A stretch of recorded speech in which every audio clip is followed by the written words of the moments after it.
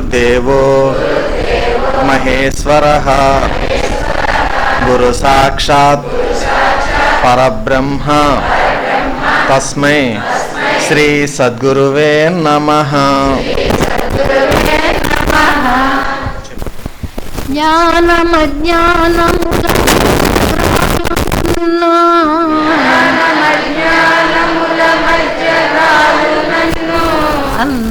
అన్నపానాలకై అంగలార్చు నన్ను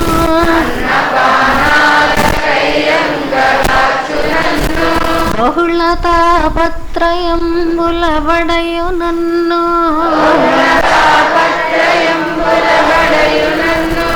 దుఃఖ చితి కిందనంబునే దొరలు నన్ను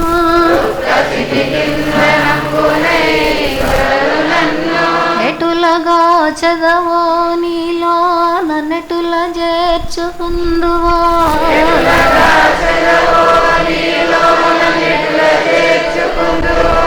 దేవా నేను నీ అందే భారవాణి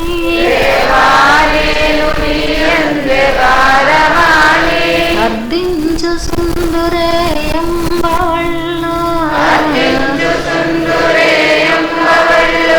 నిన్నే వీక్షించు సుందునే తెన్ను కన్ను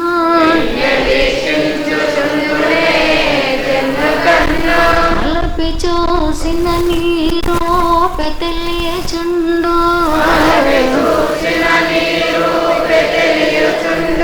వెలసి కాంచిన నీ కాంతి వెలుగుచుండు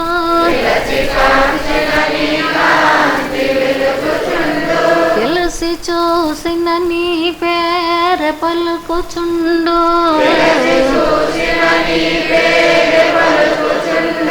నీవే సకలంబు నీయందు నేను గలను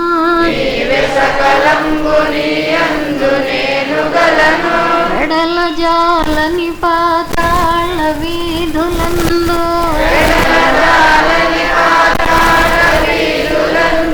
శరనేరని ఆకాశ సీమలందు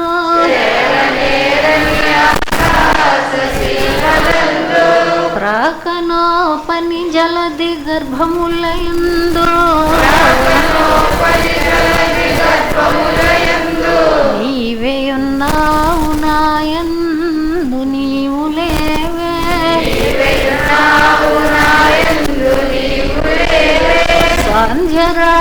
సాంధ్యరాగంబులందును సస్సులందు విసలయంబుల ఎర్రని ప్రసవములను సానుల భారెడు నది చలిలమందు తరచునా గుండెలోని రక్తమును పిండి పూత పూసితివాలే తపుడమి నన్ను పెట్టు కష్టాలు నే లెక్క పెట్టు నెడలా ఏది విశ్రాంతి నీ ధ్యానమే సమాధి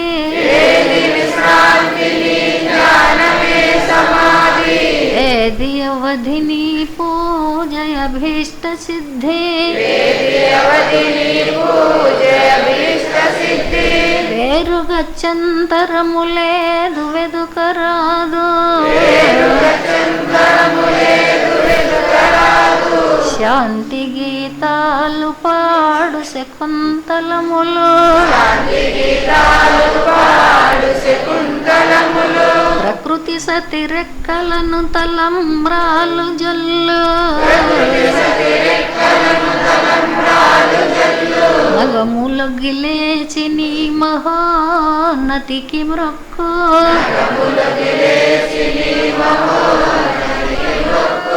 ఎల్లలోకాలు నీయుండులేను నీదో పాద సేవకునైన నే పనికిరానే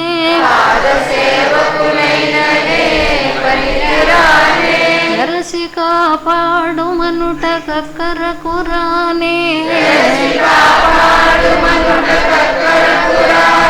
చూడు మీ నన్ననుటకు నోచుకొనలేదే రమ్మో నాలో వసింపు ఆలస్యమేలా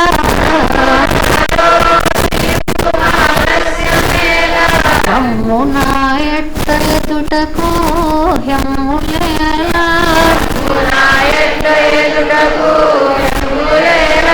రేపనున్నది లేనే లేదు లేదు తండ్రి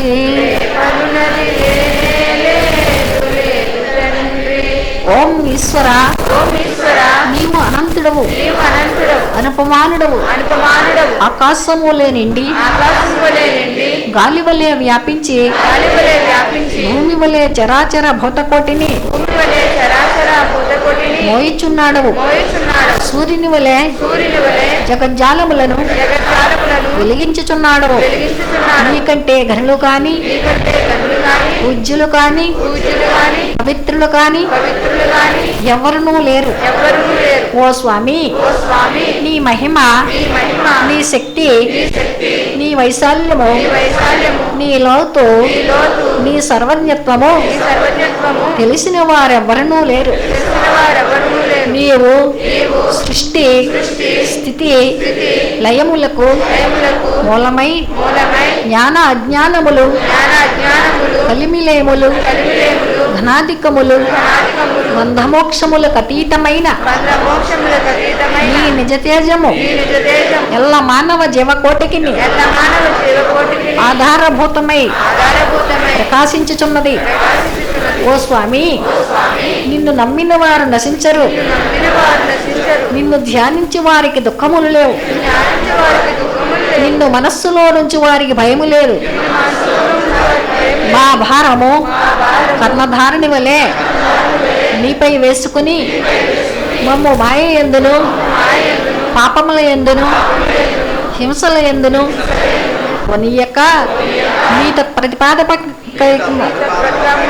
మహావిశ్వమునందు సర్వదా నిలిపి నీ దయను సర్వచేసనమున మమ్మ పునరుద్ధరించి మా కష్టములను తీర్చి మా అజ్ఞానమనే చీకటిని తొలగించి మా పొరపాట్లు మన్నించి మమ్మ అన్ని విధాలా కాపాడి సంరక్షించుము తండ్రి నీవు కరుణాళుడవు దయాళుడవు దీనరక్షకుడవు దేవాదిదేవుడవు సచ్చిదానంద స్వరూపుడవు ఈశ్వరుడవు నీకు మా నమస్సులగును గాక నమస్తే నమస్తే నమస్తే నమః సహస్రశీర్షం దేవం విశ్వాక్షం విశ్వశంభవం విశ్వం ఉషేన్షా సద్గురుం దేవం అక్షరం పరమం పదం విశ్వతః పరమాన్ నిత్యం శిష్యం శేన్షా సద్గురుం హరిన్ విశ్వమేవేదం పురుషః తద్విశ్వముపజీపతి పతిం విశ్వస్యాత్మే సరగం శాశ్వతకం శివమచ్యుతం ఉషేన్షా సద్గురుమహాజ్ఞేయం విశ్వాత్మానం పరాయణం ఉషేన్షా సద్గురుమహరం జ్యోతిరాత్మా ఉషేన్షా సద్గురు పరః ఉషేన్షా సద్గురు పరం బ్రహ్మతత్వం ఉషేన్షా సద్గురు పరః ఉషేన్షా సద్గురు పరోధ్యాతాధ్యానం ఉషేన్షా సద్గురు పరః యచ్చ కించిత్ జగత్ సర్వం దృశ్యతే శ్రూయతేపి వా అంతర్బహిర్చితః సర్వం వ్యాప్యం ఉషేన్షా సద్గురు స్థితః అనంతమవ్యయం కవిగం సుముద్రయంతం విశ్వశంభవం పద్మకోశ ప్రత్యేకాసగౌరదయంచ్యప్యదోముఖః అదో నిష్ట్యావిదస్యాంత్యేనాభ్యాముపరితిష్టతే జ్వాలమాలాకులం భాతే విశ్వస్యాయతనం మహతో సంతతగం శిలావిస్థిలం భత్యాకోశసన్నిభం यस्यान्ते सर्वं सूक्ष्मं तस्मिन् सर्वं प्रतिष्ठितं तस्य मध्ये महार्नग्निर्विश्वाचार्यस्वतो मुखः सोऽग्रभुग्विभजन्ते नारहारमजरकविः वीर्यगोर्धमदसायैरस्मैस्तस्य सन्ततः सन्तापयति स्वन्देहमापादतलमस्तकः तस्य मध्ये वह्निशिखा अणयोर्वा व्यवस्थितः नीलतो यदमध्यस्तद्विज्जलेके भास्वरः ग्रीवारशोकवर्तं एताभास्वच्छनौपमा तस्य शिखाया मध्ये श्रेयविशेषा सद्गुरुव्यवस्थितः ॐ स ब्रह्मा ॐ स शिवा ॐ स हरिश्चन्द्र श्रेयविशेषा सद्गुरुपरब्रह्मणोऽक्षरं परमेश्वर राजाधिराजाय प्रसंयसाहिने नमो वयं शेषाय कुर्महे समे कामं कामकामाय मह्यं कामेश्वरो वै श्रवणो दधातु कुबेराय वै श्रवणाय महाराजाय नमः ॐ तद्ब्रह्मा ॐ तद्वायुः ॐ तदात्मा ॐ तत्सत्यम्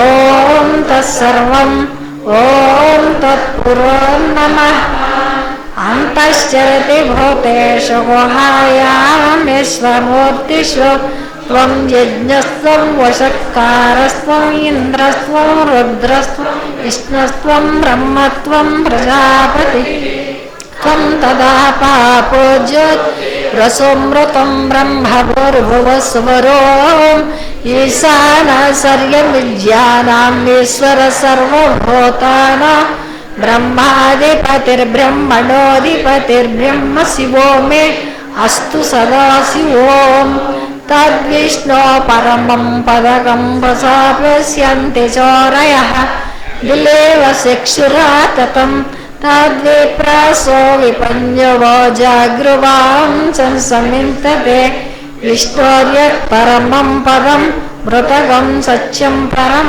ब्रह्मपुरुषं कृष्णलिङ्गनम् ऊर्ध्वरेतं विरूपाक्षं विश्वरूपाय वै नमो नमः ॐ विराट्पुरुषाय विद्महे श्री उमर आलेशा सद्गुरुस्वरूपाय धीमहि तन्नो श्री उमर आलेशा सद्गुरु प्रचोदयात् ॐ विराट्पुरुषाय विद्महे श्री हुसैन शाह सद्गुरुस्वरूपाय धीमहि तन्नो श्री हुसैन शाह सद्गुरु प्रचोदयात् ॐ विराट्पुरुषाय विद्महे श्री मोहिउद्दीन बादशाह सद्गुरुस्वरूपाय धीमहि तन्नो श्री मोहिउद्दीन बादशाह सद्गुरु प्रचोदयात् आकाशात् पतितं तोयं यदा गच्छति सागरं सर्वदेव नमस्कारः श्री सद्गुरुमूर्ति प्रतिगच्छते ॐ शांति शांति शांति సభ్యులంతా కూడా ఎక్కడ వారు అక్కడే కూర్చుని మీ సెల్ ఫోన్స్ అన్ని కూడా స్విచ్ ఆఫ్ చేసుకోవాల్సిందిగా విజ్ఞప్తి చేస్తున్నాం. అనుభవాలు చెప్పేవారు ఎవరు అంటే వేదికకి ఎడం భాగంలో వచ్చి కూర్చోవాలి. బాల్యము వచ్చును పోవును బాల్యము వచ్చును పోవును కళ్యాణము యవ్వనంబు కలుగును పోవును బాల్యము వచ్చును పోవును కళ్యాణము యవ్వనంబు కలుగును పోవును నైల్యము వృద్ధత్వము సాకల్యంబు గృగచ్చుగాని గడువదోయన్న గడసిన దశలో కలుగోయన్న గడసిన దశలో కలుగోయన్న నడసంతా ఇది 3 నాళ్ళ ముచ్చటే గాని నడిసంతా ఇది 3 నాళ్ళ ముచ్చటే గాని బడిడు సుఖములేలు గడుగ గడుగ బడిడు సుఖములేలు గడుగాముల బంత గడువదోయన్న గడసిన దశలో కలుగబోయన్న.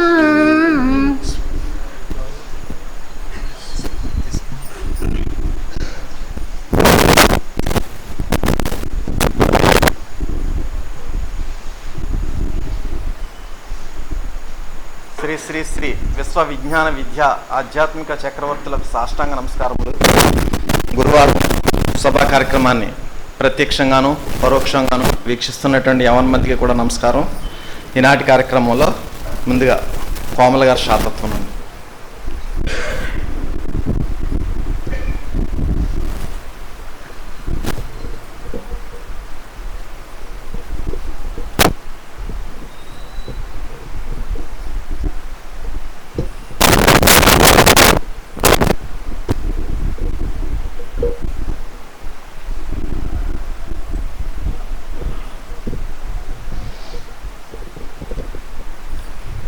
శ్రీ శ్రీ శ్రీ విశ్వ విజ్ఞాన విద్య ఆధ్యాత్మిక పీఠాచార్యుల వారికి సాష్టాంగ నమస్కారములు. సభా సభ్యులందరికీ నా హృదయపూర్వక నమస్కారములండి. ఈరోజు శాతత్వంలో సాధన అనే విషయం గురించి స్వామి మనకేం సెలవిచ్చారో తెలుసుకుందామండి.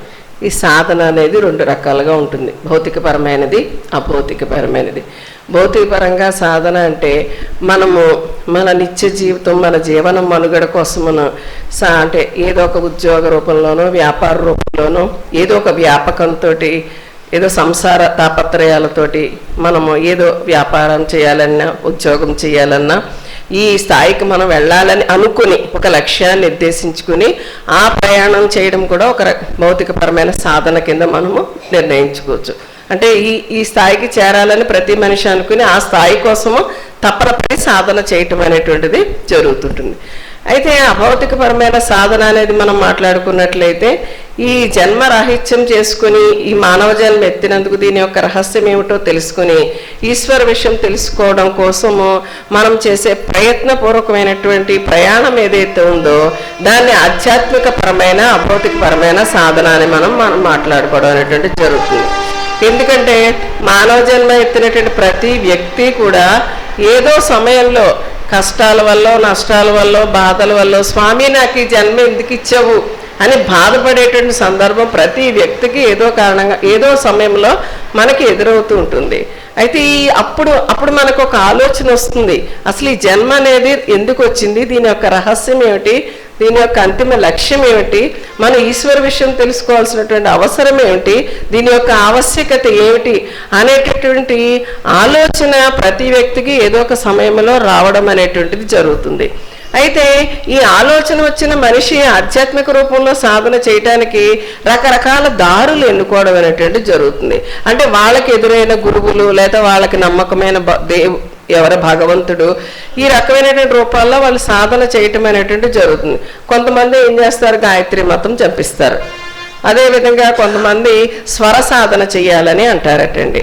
అంటే గాలి లోపలికి పీల్చి శ్వాస లోపల మళ్ళీ విడిచిపెట్టి ఈ రకమైనటువంటి సాధన కొంతమంది చేయటం అనేటువంటి జరుగుతుంది. కొంతమంది కపాలాసనం అని వేస్తారటండి. ఏ రకమైన సాధన చేసినా స్వామి ఏం చెప్తున్నారంటే ఈ భౌతికపరమైన సాధనలు ఏవి కూడా నిజమైనటువంటి సాధనలు కావు. అది మన నిజరూపాన్ని తెలియజేసేటువంటి విషయం వాటిల్లో ఏమీ లేదు. ఈ కుంభకం అని కూడా మనం మాట్లాడుకోవడం జరుగుతుందటండి. అంటే శ్వాసను పీల్చి మళ్ళీ విడిచి పెట్టే మధ్యలో ఉన్నటువంటి ఖాళీ ఏదైతే ఉందో దాన్ని కుంభకం అని కూడా మనం మాట్లాడుకోవడం జరుగుతుందటండి. అది కూడా నిజమైనటువంటి విషయం అయితే కాదు అని చెప్తున్నారు. ఈ రకంగా చేసేటటువంటి సాధనల వల్ల సరిగ్గా మనం చెయ్యకపోతే మన ఆరోగ్యం పాడయ్యి మన రక్తం కలుషితం అయిపోయి మన జీవాణువులు స్తంభించి దుర్మరణం పాలవడం కూడా జరగడం అనేటువంటి జరుగుతుంటుంది. అయితే మనం ఎటువంటి సాధన చెయ్యాలి? ఈ స్వర సాధన అనే దాని గురించి స్వామి ఏం చెప్తున్నారంటే, స్వరము అంటే మనం శ్వాస మీద ఆధారపడింది. సాధారణంగా భౌతికపరమైన శ్వాస గురించి మనం మాట్లాడుకుంటాం. భౌతికపరమైన శ్వాస ఏమిటి? మనకి ఈ శ్వాస ఆడుతున్నంత కాలం మన శరీర అవయవాలు పనిచేస్తే మనలో ప్రాణం ఉందనేటువంటి విషయం మనకి తెలుస్తుంది. ఈ శ్వాస ఆగినాడు మన శరీరం కట్టివలే రాలిపోవడం అనేటువంటి జరుగుతుంది. అయితే ఏది నిజమైనటువంటి శ్వాస? మనం మహామంత్రం గురించి మనం మాట్లాడుకునేటప్పుడు 3 రకాలుగా మనం సాధన చేయాలని మనం చెప్పుకున్నాం. ఎలాగా?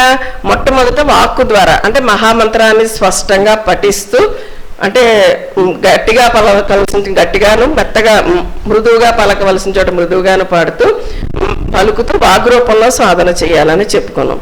తర్వాత మానసికంగా మనం మన మనసు మహామంత్రాన్ని పఠించాలని చెప్పుకున్నాం. ఆ తర్వాత 3వ స్టేజ్ ఏం చెప్పాం? మనం శ్వాసతోటి మనం మహామంత్రాన్ని సాధన చేసుకోవాలి అని చెప్పాం. అది నిజమైనటువంటి శ్వాసతో చేసే సాధనట మామూలుగా మనం మాట్లాడుకునేటువంటి శ్వాస కాదు అంటారు స్వామి. మనకు తెలుసు, మన దృశ్య రూపంలో మనం భౌతిక ప్రపంచంలో ఎలాగున్నాం ఇదే రూపంతో కనబడతాము, ఇలాగే మాట్లాడతాము. మన శరీరం రకరకాల మనుషులు కలుస్తూ ఉంటుంది, మనకు దృశ్యంలో ఎన్నో పనులు చేస్తూ ఉంటాం. అక్కడ కూడా మాట ధ్వని ఉన్నది. కానీ అక్కడ ఉన్నటువంటి ఆ శరీరం ఏదైతే కనబడుతుందో మనకి దృశ్య రూపంలో సూక్ష్మ శరీరం, అది అస్థి మాంస వసావికారమైనది కాదు. దానికి మనకున్నట్టుగా ఫ్లెష్ బ్లడ్ ఏమి ఉండదు, కానీ ధ్వని వినపడుతూ ఉంటుంది. ఆ అభౌతికమైనటువంటి సూక్ష్మ శరీర రూపంలో శ్వాస ఏదైతే ఉందో ఆ శ్వాస నిజమైన శ్వాస. అక్కడ మనం చేసే సాధనే నిజమైనటువంటి సాధన అని స్వామి మనకము చెప్పడం జరుగుతుంది. ఆ స్థాయికి మనం రావాలి అన్నట్లయితే కనుక మనం ఎలా చేయగలుగుతాము? సద్గురువు యొక్క ఆశీర్వాదంతో మాత్రమే చేయగలుగుతాం.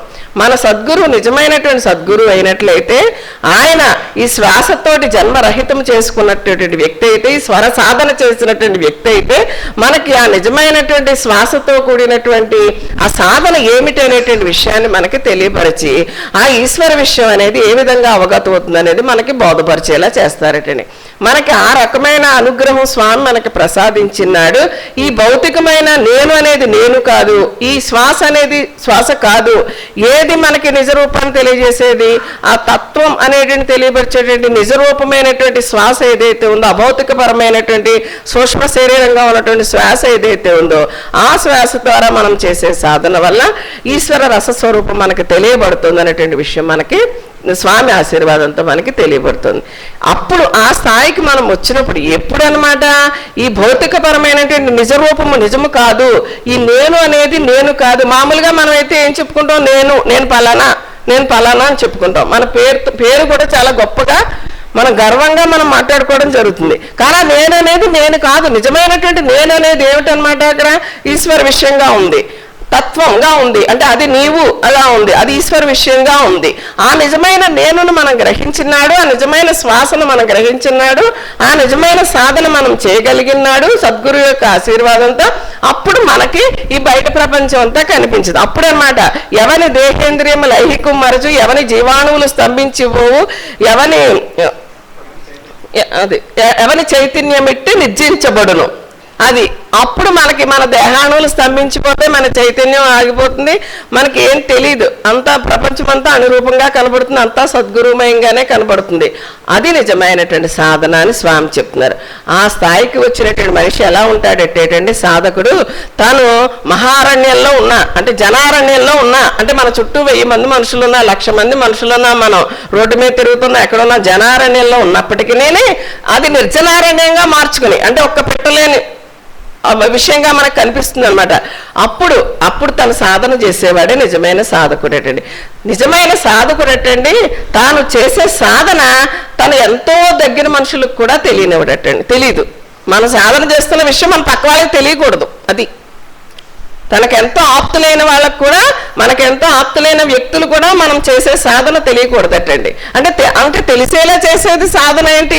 మనం బయటికి వేషభాషలతోటో లేదా మాటలతోటో మన ప్రవర్తన ద్వారానో నేను ఎంత భక్తిగా ఉన్నాను, నేను ఎంత సాధన చేశాను, నేను ఎంత గొప్ప శిష్యుడిని అని మన ప్రగడపాలు పలుకుంటున్నాం అనుకోండి, అది అందరికీ తెలిసిపోతుంది. అది కూడా మనం పబ్లిసిటీ కోరుకున్నట్టే, అది కూడా మనం వ్యాపారాత్మకంగానే మనం ఆలోచించినట్టు. కొంతమంది చూస్తుంటాం, వాళ్ళు భక్తిని ప్రదర్శించాలని చూస్తారు.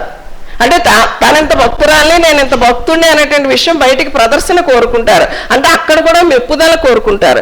కొంతమంది ఏమీ తెలియనట్టు ఉంటారు, చాలా గొప్ప సాధకులై ఉంటారు. ఎందుకంటే వాళ్ళు తన ఆప్తులకు కూడా తెలియని విధంగా, ఎందుకంటే ఎవరి సాధన వారిదే, దానికి పబ్లిసిటీ అక్కర్లేదు. మన సాధన చేస్తున్నట్టు విషయం పక్క వాళ్ళకి తెలియని అవసరం లేదు, ఎందుకంటే మన సాధన మనదే. కాబట్టి తను చేసే సాధన ఏదైతుందో తన ఆప్తులకు కూడా తెలియనివ్వకుండా ఎవరైతే సాధన చేస్తారో ఆయనే నిజమైన సాధకుడు అంటున్నారు. అతనికి మాత్రమే ఆ తత్వం అనేది అర్థమవుతుంది, ఆ నిజరూపం తెలియబడుతుంది. అదే అభౌతికమైన శ్వాస రూపంలో చేసే సాధన అనేటువంటి అదే తప్ప మనం మాట్లాడుకునేటువంటి రకరకాల ఆసనాలు, సాధనలు, కుంభకాలు, గాలి బంధించడాలు, విడిచిపెట్టడాలు, ఏవో రకరకాలు చెప్తుంటారు, రకరకాల విన్యాసాలు చేస్తుంటారు చాలా మంది. అవన్నీ కూడా మనకి మంచి చేయకపోయినా తిరిగి చెడు చేస్తాయని చెప్పేసి స్వామి చెప్తున్నారు. ఆ రకమైనటువంటి ఆశీర్వాదం మనకి లభించాలి. అది లభించినప్పుడు మనము ఉద్యోగం చేసుకుంటున్నా, వ్యాపారం చేసుకుంటున్నా, వేరే కార్యక్రమాల్లో ఉన్నా, జనారణ్యంలో ఉన్నా, మన మనసు ఎప్పుడు కూడా, మన శ్వాస ఎప్పుడు కూడా, ఆ శ్వాస కూడా అభౌతికమైనటువంటి శ్వాస మనకి మహామంత్రాన్ని పట్టిస్తూ ఉంటుంది. ఆ స్టేజ్కి మనం వచ్చిన తర్వాతే మనకి స్వామి దృశ్యాలు అవి చూపించడం జరుగుతుంది. అదే ఆ తర్వాత ఆ స్టేజ్కి వచ్చిన తర్వాత మనం స్థూల సూక్ష్మ కారణ మహాకారణ శరీరాలు, ఈ ప్రయాణం ఆధ్యాత్మిక ప్రయాణం అంతా జరుగుతుంది. ఆ రకమైన ఈ సాధనా మార్గంలో ప్రయాణించేటువంటి శక్తి, ఆ జ్ఞానాన్ని మనకి స్వామి ప్రసాదించాలని కోరుకుంటూ స్వామి దగ్గర మీ దగ్గర సెలవు తీసుకుంటున్నాం.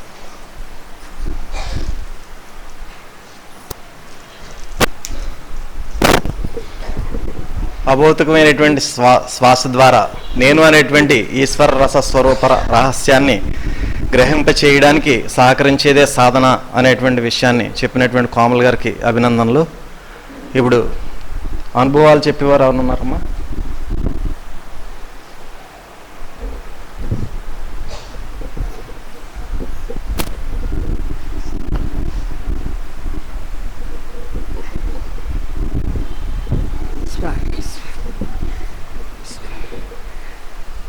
శ్రీ విశ్వవిజ్ఞాన విద్య ఆధ్యాత్మ పీఠ ప్రతి డాక్టర్ ఉండాలి షా చదువుడికి నా ఉదయపూర్వక సాష్టాంగ శతకోటి నమస్కారం.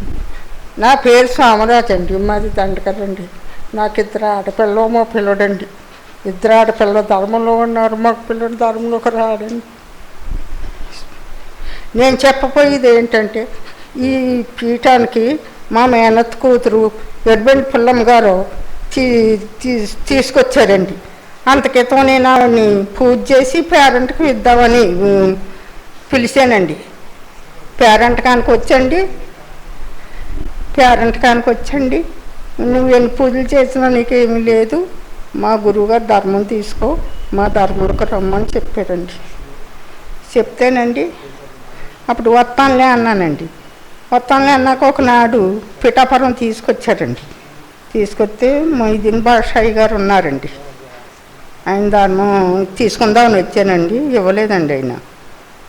సరే అండి ఇవ్వలేదు, మళ్ళీ వచ్చి తీసుకుంటానని వచ్చేసానండి. వచ్చా మళ్ళా దర్శపరి వచ్చారండి ఆయన, అక్కడికి వెళ్ళానండి. అక్కడ కూడా ఇవ్వలేదండి. ఈ లోడుగా ఆయన చాటుకి వెళ్ళిపోయారండి. ఆయన చాటుకి వెళ్ళిపోతే అయ్యా ధర్మం లేదని ఇలా అంటేని ఆయన ఉన్నారు ఇంకొక ఆయన ఇస్తారని చెప్పిందండి. చెప్పాక అలా కొంతకాలం అయ్యాకండి గుడి వచ్చారు, రా అని వచ్చిందండి.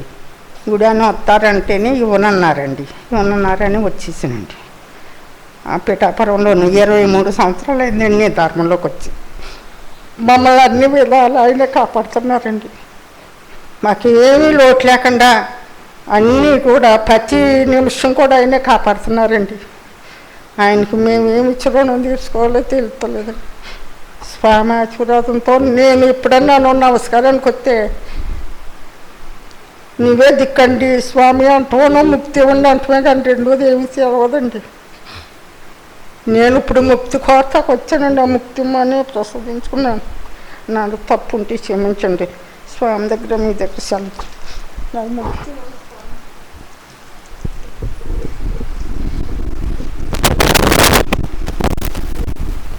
అనుభవాలు మనకి మహాసభల యొక్క విశిష్టతని గ్రహించినటువంటి అనుభవాలు కూడా ఏమన్నా ఉంటే చెప్పొచ్చండి. మనకి మహాసభలకు వచ్చి మన మహాసభల్లో పాల్గొనడం ద్వారా ఏమండి మనం ఏ రకమైనటువంటి అనుభూతిని పొందాం అనేటువంటిది కూడా చక్కగా ఈ మహాసభలు వచ్చే వరకు కూడా చెప్పడానికి అవకాశం ఉంది. ఆ విధంగా వారానికి 2 టైం ఇచ్చారు స్వామి. ఆ విధంగా కూడా మీరు అవకాశం ఉన్న వాళ్ళు మాట్లాడవచ్చు. కూర్చొని పిలుస్తాను. ఇప్పుడు సత్యనారాయణ మాస్టర్ సభను ఉద్దేశించి ప్రసంగిస్తారు.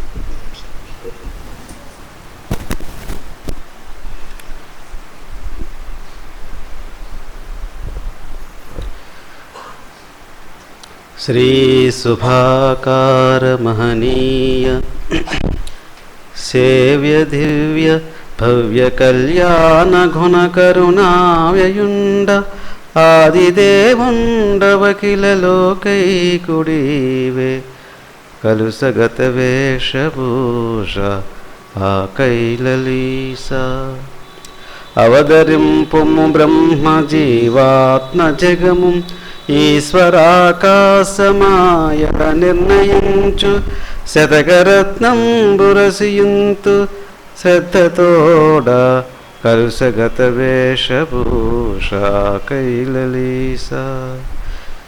శ్రీ శ్రీ శ్రీ శ్రీ విశ్వవిజ్ఞాన విద్య ఆధ్యాత్మిక పీఠ సద్గురు సార్వభౌములకు నా హృదయపూర్వక సాష్టాంగ నమస్కారములు. సభ్యులకు సభ్యేతలకు నా నమస్కారాలు. స్వామి యొక్క చల్లని కృపా కటాక్ష వీక్షణ చేత మనమంతా కూడా వారి దివ్య సన్నిధానంలో ఆనందమైనటువంటి క్షణాలను అనుభవిస్తున్నాం. ఈ సందర్భంగా స్వర్గమాతలో స్వామి ఏం చెప్పారన్న విషయాన్ని ఒకసారి మనం చదువుకుందాం. తన చేతులతో తన తనువును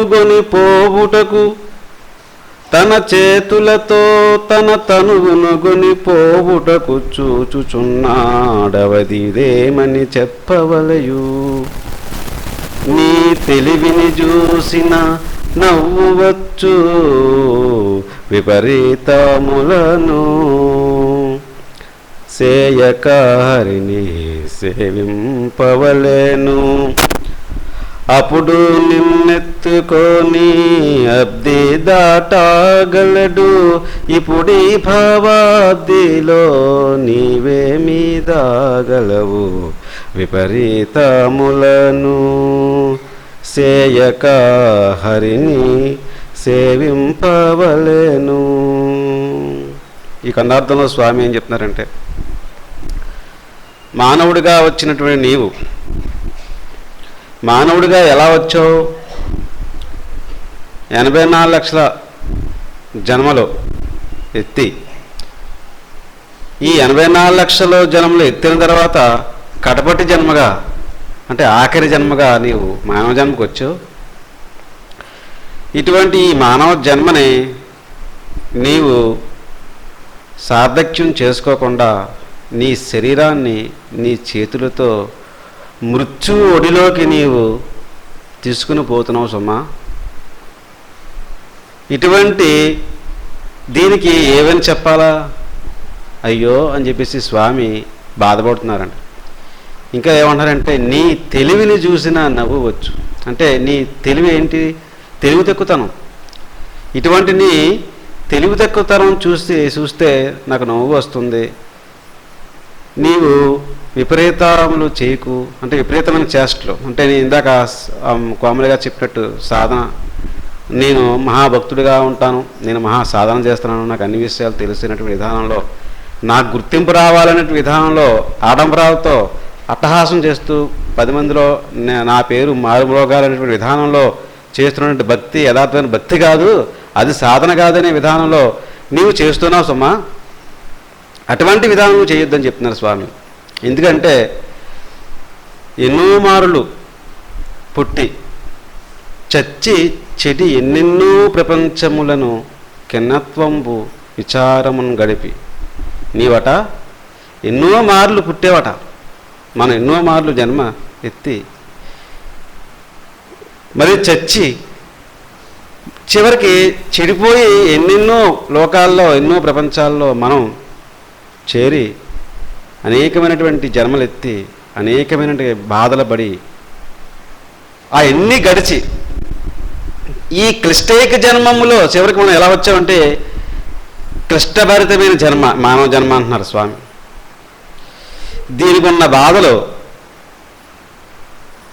ఏ జన్మకి లేవటండి. అన్నీ తనకే కావాలనుకుంటుంది. ఏదైనా జంతువు ఉందనుకోండి, తన యొక్క ఆకలి తీరిదాకా చూసుకుంటుంది, తర్వాత దాంతో సంబంధం లేదు. కానీ మనకు అన్నీ కావాలా. ఈ క్లిష్టైక జన్మంబులో భిన్నంబై అంటే ఈ జరిగిపోయినటువంటి 84 లక్షల జన్మలకి ఇది వేరుగా ఉందట మానవ జన్మ, అతీతంగా ఉందట మానవ జన్మ. ఇది వేరుగా కనిపిస్తుందట. దేని చేత? విచక్షణ జ్ఞానం చేత. దీనికి ఒక తెలివి ఉందని చెప్తున్నారు స్వామి. భిన్నంబై పరివర్తనాటక కళా విజ్ఞాన సంపత్తిలో ఉన్నావి. దీనికి పరిణామ క్రమం ఉందట, మార్పు ఉన్నది ఈ జన్మకి, మానవ జన్మకి. ఒక అంచె నుంచి ఒక అంచెకి పరిణామ రూపంలో ఇది మార్పు చెందుతూ ఉంది. చెడ్డవాడు మంచివాడిగా ఎలాగైతే మారుతున్నాడు, తెలివి తక్కువవాడు తెలివైన వాడిగా ఎలా మారుతున్నాడు, ఇది పరిణామక్రమం. అదే విధానంలో పరివర్తనాటక కళా విజ్ఞాన సంపత్తి కలిగిందట. అంటే ఏ సమయంలో ఎలా మసులుకోవాలి, ఎవరి ఎలాగా మనం మసులుకోవాలి, ఎలా ఉండాలి, ఏ సందర్భంలో ఏ మాట్లాడాలి, ఎటువంటి పరిస్థితుల్లో ఏ విధంగా నేను మసులుకోవాలి అనేటువంటి విధానంలో విచక్షణ జ్ఞానం కలిగినటువంటి జన్మ ఈ జన్మ. పరివర్తనాటక కళా విజ్ఞాన సంపత్తి. కళా విజ్ఞాన సంపత్తి అంటే దీనికి ఒక తెలివి ఉందట మానవ జన్మకి. ఈ తెలివిని తేజస్సుతో మేళవించేటువంటి శక్తి సమన్వితమైనటువంటి సంపద ఉందటండి ఈ మానవ జన్మకి. గొప్ప వరం ఉండదు ఈ స్వామి, ఆ భగవంతుడు ఈ మానవ జన్మకి ప్రసాదించిన గొప్ప వరం అంటండి. అదే ఈ మిగతా జన్మలకి మానవ జన్మకి తేడా అనమాట అండి. ఇటువంటి ఈ జన్మలో ఉన్నటువంటి నీవు ఈ కళా సమన్వితమైనటువంటి కళా విజ్ఞాన సంపత్తి కలిగినటువంటి ఈ జన్మలో ఉన్నటువంటి నీవు నిజంగా ఇటువంటి నీకు తెలివి ఉన్నట్లయితే ఈ మానవ జన్మని నీవు వృధా చేసుకుంటావా అంటున్నారు స్వామి. ఇటువంటి తెలివి తక్కువతనానికి నాకు నవ్వు వస్తుందయ్యా అని చెప్పేసి స్వామి కందార్థంలో చెప్పడం జరిగిందనమాట అండి. మరి ఏం చేయాలా? అలా ఉండకుండా స్వామి ఏం చెప్తారంటే, నీవు నాటకాలు ఆడవద్దయ్యా, నీవేవి ఇటువంటి విధానంలో నీవు ఆడంబరాలకి పోకు, నిజాన్ని నిజంగా మసులుకో, యథార్థమైన సత్యాన్ని నువ్వు పలకడానికి ప్రయత్నం చేయి. లోనొక విషయం, బయట ఒక విషయం. నువ్వు చేసేది ఒకటి చేస్తుంటావు, నువ్వు మాట్లాడేది ఒకటి మాట్లాడుతున్నావు. నువ్వు అన్న మాటకి నువ్వు చేసే చేతకే సంబంధం లేకుండా నువ్వు మాట్లాడుతున్నావు. అంచేత అన్నారీ తీసేయ కొన్నావాడు పశువు కన్నాన్నతముడు భావములు ఉన్నావా అతనికి ఇంకా అన్నారు. నువ్వు ఏదైతే అంటావో అది చెయ్యి, నువ్వు ఏదైతే చేస్తావో అది చెప్పడానికి ప్రయత్నం చెయ్యి అని చెప్తున్నారు స్వామి. ఈ చేసిన దానికి ఈ మాట్లాడే విధానానికి పొంతలేని విధానంలో నువ్వు చేయకు సుమా, నువ్వు నష్టపోతావు. నువ్వు విపరీతాలను చేయకయ్యా, విపరీతమైన చేష్టలు చేయకు. మరి ఏం చేయాలి? అదే చెప్తున్నారు స్వామి. అలా చేసినట్లయితే నీవు నష్టపోతావు సుమా. మరి హరిని నీవు సేవించాలి. ఏ విధంగా సేవించాలట? తపస్సమాధులను ఆసనంబులు మహామహితమైన సమాధులన్ తపస్సులన్ సాధనంబులన్ గాసిలనేలా. ఎందుకయ్యా నువ్వు తపస్సు చేస్తావు? నీ నిజముగాంచిన నీ యద ఈశ్వరుండదే వాసము చేయు. నీ నిజము నీవు తెలుసుకున్నట్లయితే, నువ్వు నిజమైనటువంటి యథార్థంలో నువ్వు మసిలినట్లయితే, యథార్థమైన విధానంలో నువ్వు బాటలో మసిలినట్లయితే, యథార్థమైన సద్గురువుని నీవు ఆశ్రయించి ఆ వారి యొక్క ఆశీర్వాద బలం చేత కానీ నీవు కానీ నీ నిజాన్ని నువ్వు గ్రహించినట్లయితే నీ యద ఈశ్వరుండదే వాసము చేయు సుమా.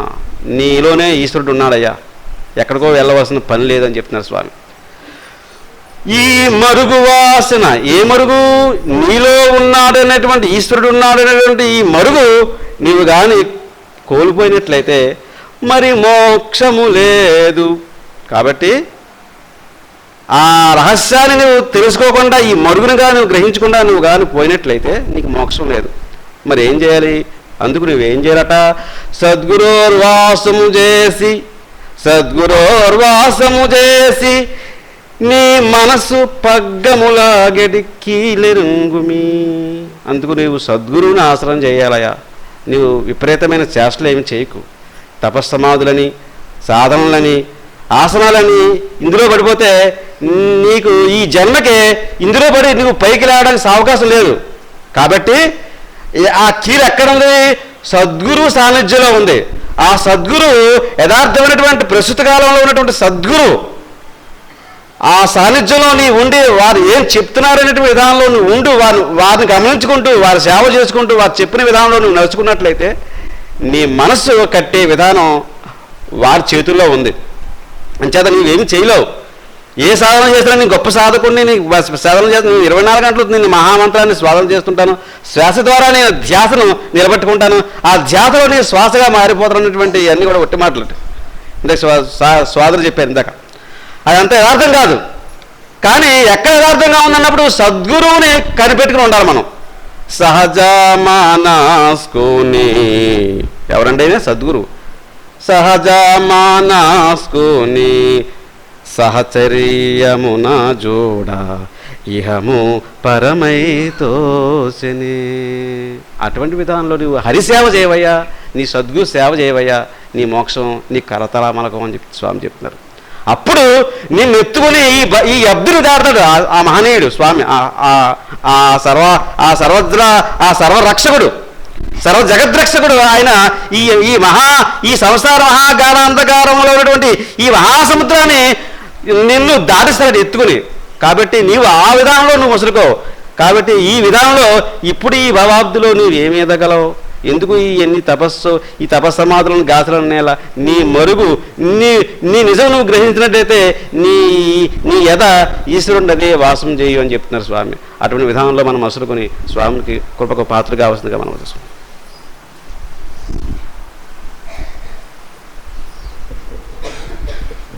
సద్గురువుని తుది శ్వాస వరకు కూడా విడవకుండా ఆ సద్గురు వరవాసం చేసినట్లయితే తప్పనిసరిగా మానవ జన్మకి సార్థక్యత లభిస్తుందని చెప్పి చక్కటి విషయాలు చెప్పినటువంటి సత్యనారాయణ మాస్టర్కి సభ తరఫున కృతజ్ఞతలు. ఇప్పుడు మరొక అనుభవం చెప్తారు బాబు.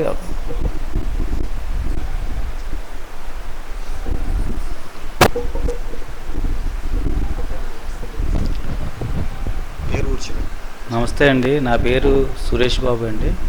మాది రాజనగర్ మండలం నందరాడు అండి. 2005లో నేను పిఠాపురం వచ్చి సభలకు వచ్చి స్వామివారి దగ్గర నుంచి మంత్రం తీసుకున్నానండి. అప్పుడు చాలా కష్టాలు ఉండేవి.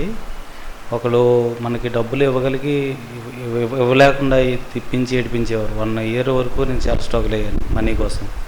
అయితే స్వామివారి దగ్గర నుంచి మంత్రం తీసుకున్న 15 రోజులకే నేను వెళ్తే ఆయన నాకు డబ్బులు ఇచ్చేసారు తిరిగి. ఇచ్చిన తర్వాత నేను ఈ బిజినెస్ నాకు అచ్చిరాక ఏం చేశానంటే చదువుకుని మళ్ళీ ఏదో ఉద్యోగం జాయిన్ అయ్యాను జిఎస్ఎల్ మెడికల్ కాలేజ్లో. తర్వాత మళ్ళీ చదువుకున్నాను. 2 years చదువుకున్న తర్వాత నేను హైదరాబాద్ జాబ్కి వెళ్ళిన తర్వాత అండి కొంచెం ఆదమర్చి సుఖాలే కదా అనుకుని మంత్రం విడిచిపెట్టాను. అంటే తర్వాత మళ్ళీ 5 years తర్వాత నేను మళ్ళీ సూర్య గ్లోబల్ హాస్పిటల్కి జాబ్కి వచ్చాను. రేడియోథెరపీ క్యాన్సర్కి ట్రీట్మెంట్ చేస్తాను. ఆ తర్వాత ఇక్కడ నాకు పేషెంట్ ఇక్కడ పిఠాపురం నుంచి బాబా గారు పంపించారు పేషెంట్ ఈశ్వర్ గారు. నేను వైద్య రంగంలో 5 years నుంచి క్యాన్సర్ పేషెంట్ ట్రీట్మెంట్ చేస్తుంటే ప్యాలియేటివ్ కేర్ అన్నది పెయిన్కి ఇవ్వడానికి ఇస్తామండి. అయితే యాక్చువల్గా సర్వికల్ క్యాన్సర్ పెయిన్కి ఇచ్చిన కేసులు అయితే నేను 2 months తర్వాత బతికి రావడం నేను చూడలేదండి. తర్వాత ఏంటంటే ఆవిడ 6 monthsకి వచ్చింది. అయ్యో నేను బాబా గారి మంత్రం నేను చేశాను అని చెప్పి నా తప్పు నేను తెలుసుకుని పావని గారు అనే ఒక ఆవిడ ఇక్కడ పిఠాపురం నుంచి వస్తారు. ఆవిడ మంత్రం తీసుకున్నారు. నా మంత్రం పూర్తిగా తెలుసు, కొంచెం 2-3 అక్షరాలు నాకు పూర్తిగా రాలేదు.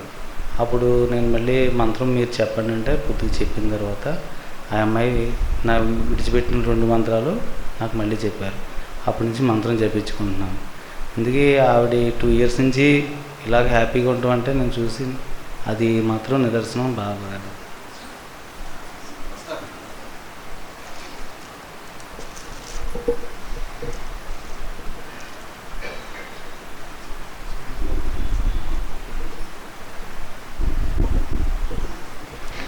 మహాసభలకి హాజరవడం ద్వారా మనకి అపరిష్కృతంగా ఉన్నటువంటి సమస్యలన్నీ కూడా పరిష్కరింపబడమే కాకుండా ఎన్నో రకాలైనటువంటి ప్రయోజనాలు ఉన్నాయని చెప్పి ఆయన ఒక అనుభవం ద్వారా మనం గ్రహించగలిగాం. కాబట్టి ప్రతి ఒక్కరు కూడా ఈ మహాసభలకి హాజరవడం అనేటువంటిది మాత్రం మర్చిపోకూడదు. మన గ్రామాల్లో ఆరాధనా కార్యక్రమాల్లో కూడా తెలియచేయాలి. ఇప్పుడు సామలకోట రమ్మ.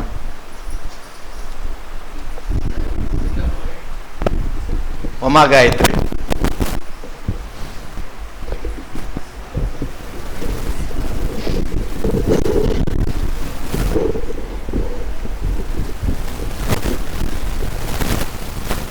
శ్రీ విశ్వవిజ్ఞాన విద్యా ఆధ్యాత్మిక పీఠాచార్యులు డాక్టర్ ఉమ్రాలిషా సద్గురువర్యుల పాదపద్మములకు నా హృదయపూర్వక నమస్కారములు. సభకొచ్చిన పెద్దలందరికీ నా నమస్కారములు.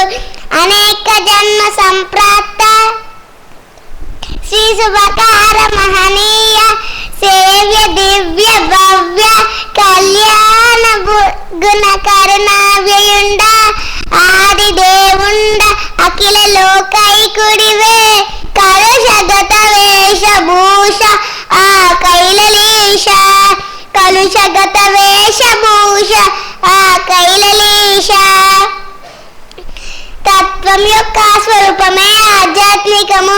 ఈ ఆధ్యాత్మికం సద్గురుమూర్తి ఆశీర్వాదం ఉంటే తప్ప అర్థం కాదు, అనుభవంలోకి రాదు. ఈ ఆధ్యాత్మిక విషయం సామాన్యమైనది కాదు.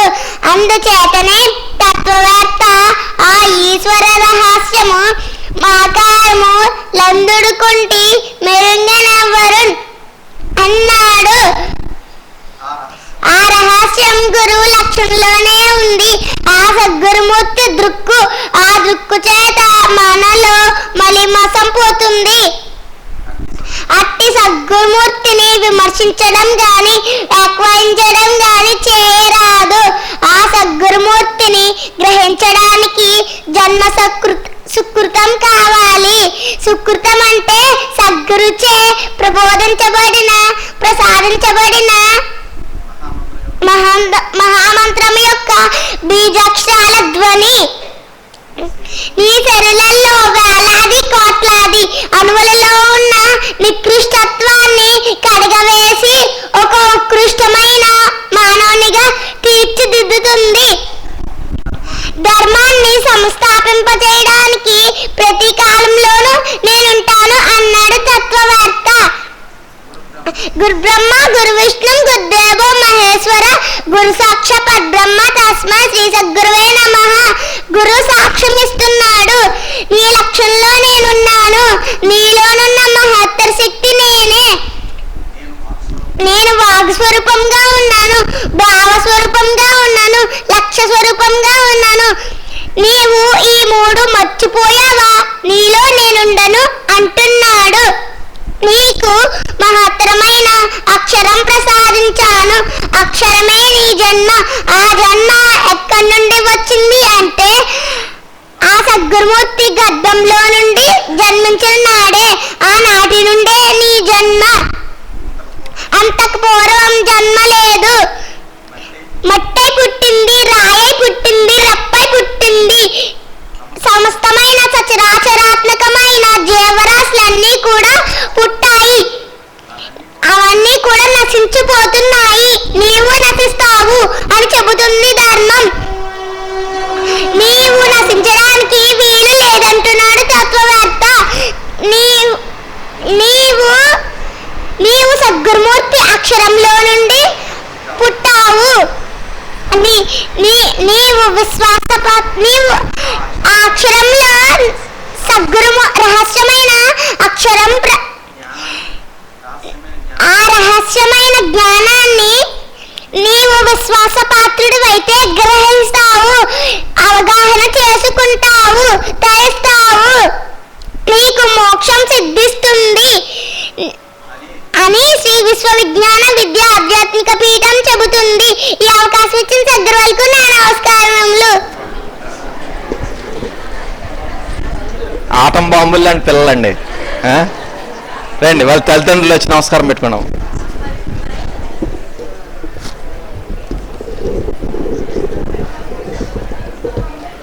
స్వామి పిల్లల్ని బ్రహ్మాండంగా తయారు చేసుకుంటున్నారండి. మరి ఆ అమ్మాయికి అభినందనలు తెలియజేస్తున్నామండి. పిల్లల తల్లిదండ్రులు అమ్మా ఎందుకమ్మా వారమ్మా మీ తాలూకా ఓకే.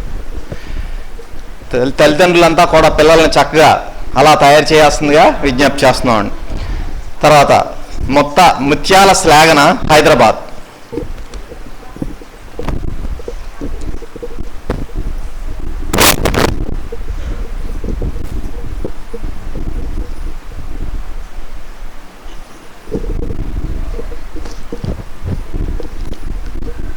గురు బ్రహ్మ గురు విష్ణు గురుదేవో మహేశ్వర గురు సాక్షాత్ పరబ్రహ్మ తస్మై శ్రీ సద్గురవే నమః. श्री विश्व विज्ञान विद्या आध्यात्मिक पीठ चक्रवर्ती को मेरा मनपूर्वक नमस्कार. आज आसीन हुए महाज्ञानों को मेरा मनपूर्वक नमस्कार. हिमालय पिघल जा रहा है, प्रशांत महासागर स्थिर बढ़ जा रहा है. हर 5 में 3 लोगों को पीने के लिए साफ पानी नहीं मिल रहा है. धरती प्रदूषित हो रहा है. इसका मतलब क्या है कि क्या है हम टेक्नोलॉजी में प्रथम है या हम प्रदूषण में आखिरी स्थान में आ चुके हैं. इसका मतलब यह है कि हम प्रदूषण के आखिरी स्थान में आ चुके हैं. हमारे धरती को बेचने के लिए हमको छोटे से समय ही है, इसको हम सदुपयोग करना है. और एक व्यक्ति या ये समाज और या एक व्यवस्था ने इस निर्णय किया तो यह काम पूरी होती नहीं. यह एक से होने वाला काम नहीं है, एक देश से भी नहीं हो सकते हैं. पूरा विश्व इसका काम करना है. तो हम धरती को बचाने के लिए क्या करना है? एकता से करने वाले क्या काम कुछ भी हम पा सकते हैं. इसलिए पुराणों में कहा गया है कि एकत्व में ऐक्यमत्य में महाबलमु. इसका मतलब यह है कि एकता से करने वाला काम कुछ भी जीत सकते हैं. एक व्यक्ति से नहीं होने काम 10 लोगों से होते हैं. जैसे हम सब लोगों को मालूम है एक छोटी चींटी बड़ा बड़ा सांपों को भी मार सकते हैं. कैसे? ये एकता से. इस एकता को हम सब भी परिपूर्ण रूप से करना है. तो एक काम को पूरी करने के लिए एकता के साथ साथ कुछ होना है, वह है इंतजार. इस हमारे पास नहीं हो रहा है क्योंकि हमको पता है कि हम 10 दिन कष्टों को 10 मिनट कष्ट होए तो 5 मिनट सुख होते हैं. यानी दुख ही ज्यादा होता है. दुख से आने वाले सुख को हम कितनी समय आने वाले बाद में समय में हम इंतजार नहीं कर रहा है और पूरा दुख में मिल जा रहा है. तो हम क्या करना है? इंतजार करके उसका फल होना है. इसलिए बहुत सारे लोगों ने कहा है कि इंतजार का फल मीठा होता है. वो कितनी मीठा होता है कि मतलब आम से भी मीठा होता है क्योंकि वह हमारा कष्ट का फल है. तो अब मैं तेलुगु में बोलना चाहता हूँ. श्री विश्व विज्ञान विद्या आध्यात्मिक పీఠాధిపతి స్వామి పాదపద్మములకు నా నమస్కారములు. ఆశీనులైన మహాభక్తులందరికీ నా నమస్కారములు. హిమాలయాలు మెల్ట్ అయిపోతున్నాయి. ఎక్కడ పడితే అక్కడ వాటర్ తగ్గిపోతున్నాయి. ఎక్కడ చూసినా పొల్యూషన్ ఎక్కువైపోతుంది. దీనికి మనం ఏం చేయగలము అంటే మనలో కొంతమందిలో వచ్చిన ఆలోచన, ఇక్కడికి వచ్చిన వారిలో ఒక 10 మంది వరకు ఈ ఆలోచన వస్తుంది. దీంతో మనం మన కలుషితమైన భూమిని కాపాడుకోగలుగుతామా అంటే లేదు. ఒక వ్యక్తి వల్ల అయ్యే పని కాదు. ఎలా అంటే ఒక రైతు పంటను పండించడానికి ఎంతమంది వర్కర్స్ని పెడతారో, అలాగే ఎంత నిరీక్షణ చేస్తారో, అలాంటిది మనం మన భూమిని కాపాడుకోవడానికి మనం చేయగలగాలి. ఎంత అయినా మనకి యూనిటీ అనేది ఉండాలి. ఈ విషయంలో మనం ఎందులో యూనిటీని చూపించాలి? మేమందరం ఒక పీఠ సభ్యులము, మా దగ్గరికి రండి అని అట్రాక్ట్ చేసే విషయంలో యూనిటీ చూపించాలనుకుంటున్నారా? కాదు. వీళ్ళందరూ యుఆర్డిటికి చెందిన వ్యక్తులు. వీరందరూ ఎన్నో చెట్లను పెంచుతున్నారు అనే విషయంలో చేయాలి. మన భూమిని కాపాడుకోవడానికి మనం ఎన్నో మొక్కలను నాటాలి. అలాగే రీసైకిలబుల్ గూడ్స్ని యూస్ చేయాలి, తక్కువ ఎలక్ట్రిసిటీని యూస్ చేసుకోవాలి. అదే వీటన్నిటితో పాటు ఏ పన్నైనా సాధించాలంటే ఐకమత్యం, ఓర్పు కూడా ఉండాలి. మనకి ఓర్పు లేదు అనే రిమార్క్ మనకి ఎక్కడ వస్తుందంటే, మహాసభల్లో మనం ఎప్పుడైతే భోజనాలు పెడతారో ఆటోమేటిక్గా అక్కడ వాలంటీర్స్ ఇరిటేట్ అవ్వడం జరుగుతుంది. సో అప్పుడు ఏంటంటే మనం డైరెక్ట్గా వాళ్ళది తప్పు అని అనుకుంటున్నాం. అది వాళ్ళ తప్పు ఎలా అవుతుంది? మనమే ఒక 10 మినిట్స్ మనం స్లోగా ప్రశాంతంగా లైన్లో నుంచున్నట్లయితే అక్కడ ఆ ప్లేట్స్ లాక్కోవడం కానీ అంతా జరగదు కదా. అక్కడ మనకు ఓర్పు ఉండట్లేదు. మనం తొందరగా వెళ్ళిపోవాలి.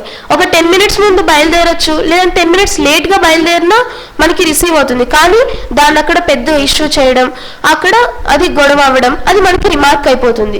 దానివల్ల మళ్ళీ నెక్స్ట్ సభలకి ఇలా జరగకూడదని మళ్ళీ అది కూడా మనకి గురుగారు చెప్పాల్సి వస్తుంది. మనకి మళ్ళీ ఇంకొక విషయంలో ఎక్కడ మనకి ఓర్పు లేదు అని మనం ఆలోచించినట్లయితే సభలో కూడా చిన్నపిల్లలకి చెప్పినట్టు టీచర్స్ మాట్లాడద్దు అని చెప్పినట్టు సభల్లో మళ్ళీ అక్కడ చేసేవాళ్ళు యాంకర్స్ కానీ అందరూ కూడా నిశ్శబ్దం అని చెప్తూ ఉండాలి. అది మెల్లగా మాట్లాడతారా అంటే కాదు. లాస్ట్ సభల్లో అయితే గురుగారి చేతి చెప్పించుకున్నాము సైలెంట్గా ఉండాలని. అది ఎంత మనకి అసలు ఆ సిచ్యువేషన్లో మన గురుగారే లేచి చెప్పారు సైలెంట్గా ఉండమని. అంటే ఒక 2.5 hours కూడా మనం ఓర్పుగా కూర్చొని వినలేకపోతున్నాము. ఒకటి న్యూ ఫిలిం టికెట్స్కి అయితే ఎంతసేపు అన్నా వెయిట్ చేస్తాం క్యూలో, కానీ గురుగారి దగ్గర ఉన్న 2.5 hours ఆ స్పీచెస్ వినడానికి కానీ ఆ పర్టికులర్ టైం స్పెండింగ్కి మనం ఎక్కువసేపు అక్కడ నిశ్శబ్దంగా కూర్చోలేకపోతున్నాం. కాబట్టి అలాంటి విషయాన్ని మనం కరెక్ట్ చేసుకొని ఆ సభల్లో ఎంతో నిశ్శబ్దంగా ఉండాలి. అలాగే శాంతికి నిలయమైన తత్వాన్ని ప్రబోధించే శ్రీ విశ్వ విజ్ఞాన విద్య ఆధ్యాత్మిక పీఠం, మతాతీత ఆధునిక మానవతా దేవాలయం ఇది సిల్వర్ జూబ్లీ ఇయర్ కాబట్టి ఇక్కడ నుంచి మనం నేర్చుకున్న జ్ఞానం కానీ, మనం తెచ్చుకున్న గుర్తింపు కానీ, మన యూఆర్డిటీలో మనం చేస్తున్న సేవలు కానీ రెట్టింపు కావాలని కోరుకుంటూ ఈ అవకాశాన్ని ఇచ్చిన స్వామికి నా మనస్పూర్వక పుష్పాంజలి తెలుపుకుంటున్నాను.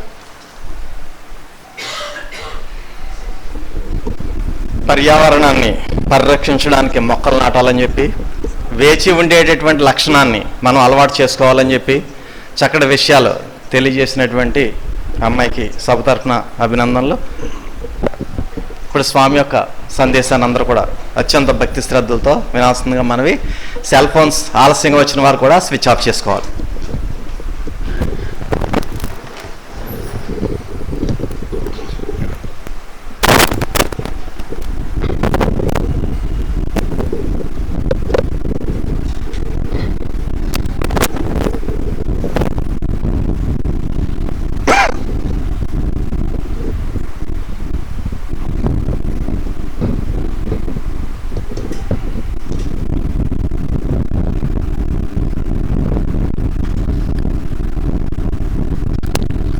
విశ్వ విజ్ఞాన విద్య ఆధ్యాత్మిక పీఠ సభ్యులకు పరోక్షంగా ఈ కార్యక్రమాన్ని వీక్షిస్తున్నటువంటి వివిధ దేశాల్లో ఉన్నటువంటి సభ్యులకు నా హృదయపూర్వక మనస్సుమాంజలి.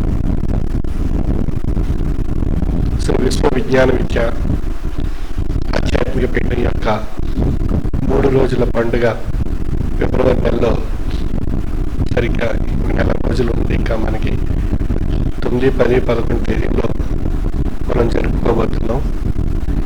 ఈ పండుగలు షష్టమ పీఠాధిపతి ఉమర్ అలీ షా సద్గురువర్యుల కాలం నుండి ప్రారంభం కాబట్టి ఈనాటి వరకు నిర్విఘ్నంగా దిగ్విజయంగా నిర్వహించుకున్నాం ఆయా పీఠాధిపతుల కాలం నుండి కూడా. మరి ఈ విధంగా ఈ పండుగలకు మనం స్వామి అనేక విషయాలు తెలియజేశారు. మన సోదరులు సోదరీమణులు మనంతా కలిసి మన స్వామి యొక్క సన్నిధానంలో పూర్వ పీఠాధిపతుల యొక్క అపౌఖ్యమైనటువంటి ఆశీర్వచనాలు పొంది ధరింపజేసుకునేటువంటి కాలాన్ని ఆ యొక్క 3 రోజుల సభలో మనం పాల్గొని ధరించేటువంటి మహద్భాగ్యం మనం పొందబోతున్నాం. మరి ఆ యొక్క అభౌతికమైనటువంటి పీఠాధిపతుల యొక్క ఆశీర్వాదం వల్ల మన యొక్క దైనందిన జీవన విధానంలో మనం స్వామి నుండి ఆశించేటువంటి అనేక విషయాలు మనం పొంది ధరించేటువంటి అవకాశం మనకు కాలం అనేటువంటి విషయంలో అనుకూల రూపంలో మనకు తెలియబడుతుంది. మంచిది, ఇది అనుభవంపై మోసి ఉన్నటువంటి తత్వము, వేష భాష్యాలకు డాంబికాలకు అతీతంగా ఉన్నటువంటి తత్వస్వరూపము.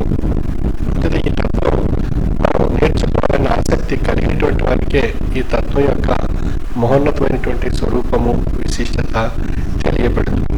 అంటే ఎవ్వరి నవ్వనాడమిటు, ఎవ్వరి నోరును కట్టివేయము, ఎవరి దారి దూరి మరలింపు, ఆ కడవచ్చు వారితో ఇవటి లెంగ ఈ తెరవు నేర్చి ధరించు మటంచు చెప్పి మా దివ్య వెలుగ చేసేదము దివ్యలు కనపడ బుద్ధి మానపడ.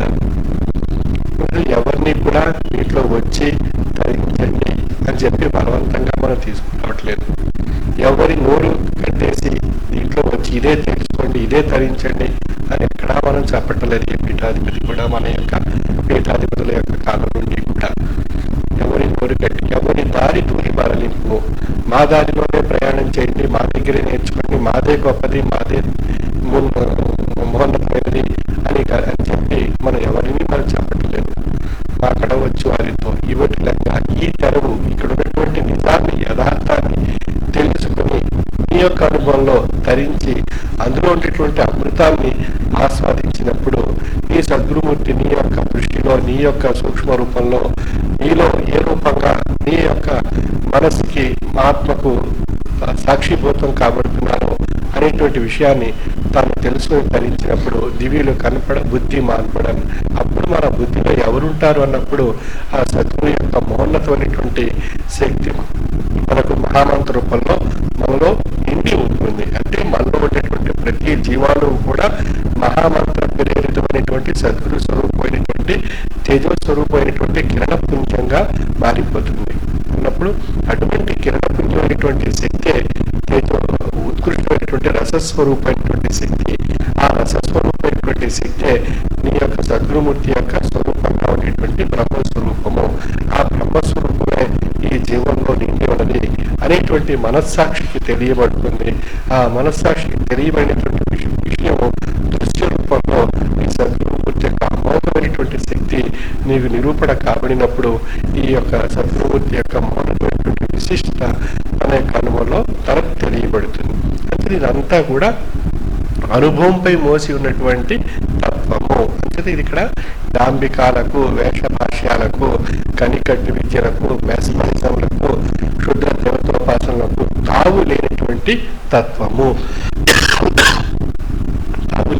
తావు లేనటువంటి తత్వము అంటే యథార్థంలో నీవు ఏ సద్గురుమూర్తిని ఏ రూపంలో పరిపూర్ణమైనటువంటి భక్తి, విశ్వాసం, లక్ష్యము, జ్ఞానము చేత అర్థించి సన్యాసి చేసిన, సామ్రాట్టు చేసిన సర్వము నీవే స్వామి అనేటువంటి లక్ష్యంతో ఉన్నప్పుడు నీ సద్గురుమూర్తి యొక్క మౌనమైనటువంటి శక్తి నీ యొక్క అనుభవ రూపంలో నీకు తెలియబడుతుంది.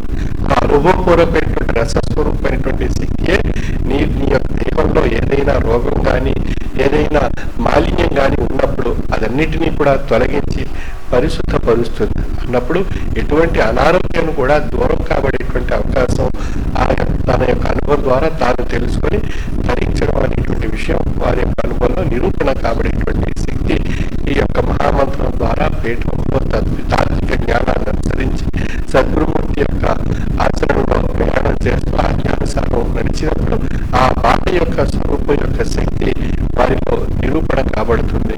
అటువంటి మహోన్నతమైనటువంటి తాత్విక అనుభూతిని ప్రసాదించేటువంటి తత్వము.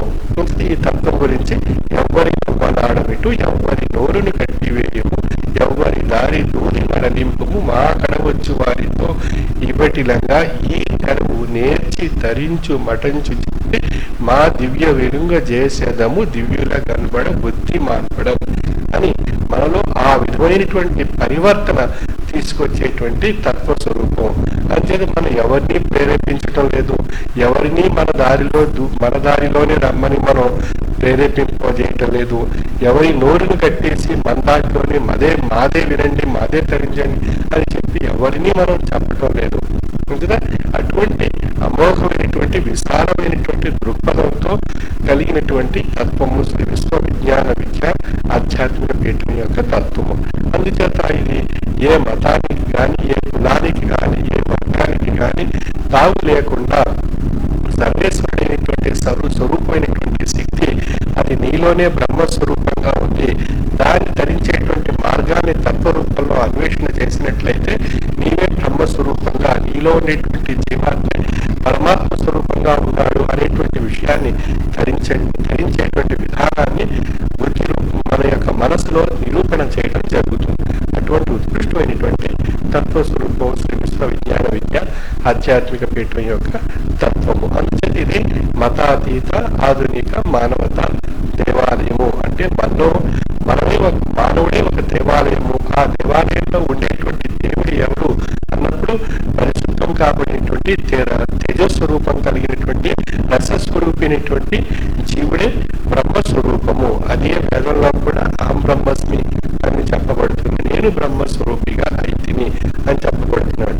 అంటే ఆ జీవుడే బ్రహ్మస్వరూపం అయినప్పుడు ఆ దేహం ఒక పవిత్రమైనటువంటి దేవాలయం అయినప్పుడు అది మానవతా దేవాలయం. ఆ మానవతా దేవాలయమే ఈ యొక్క తత్వరూపంలో పరిణామం చెందినటువంటి స్థితిగా నిరూపణ కాబడుతుంది. అందుచేత ఇక్కడ ఏ మతానికి, ఏ వర్గానికి, ఏ కులానికి ధనవంతుడా ధనవడా అనేటువంటి విషయంగా కాకుండా సాధారణంగా ఇప్పుడు చూస్తున్నాం, మా మతంలో రండి, మా మతంలో రండి, మా మతంలో ఈ విషయాలున్నాయి, మా మతంలో ఈ విషయాలున్నాయి అని చెప్పి ఎవరికి వారి మత ధర్మాలను వారిపై వృత్తి వారిలో ఏదో ఒక విధమైనటువంటి మార్పుని తీసుకొచ్చి వారి సంఖ్య పెంచుకొని వారిలో వారు కలహింపజేసుకొని వారిలో వారు ఆ అజ్ఞాన భావాలతో ద్వేషాన్ని సృష్టించుకొని మతం రూపంలో మానవ హోమాన్ని సృష్టించుకొని ఈ మానవ జన్మను ఒకరినొకరు ఆ యొక్క హింసా మార్గంలో ప్రయాణం చేస్తూ ఈ పవిత్రమైనటువంటి మానవ జన్మను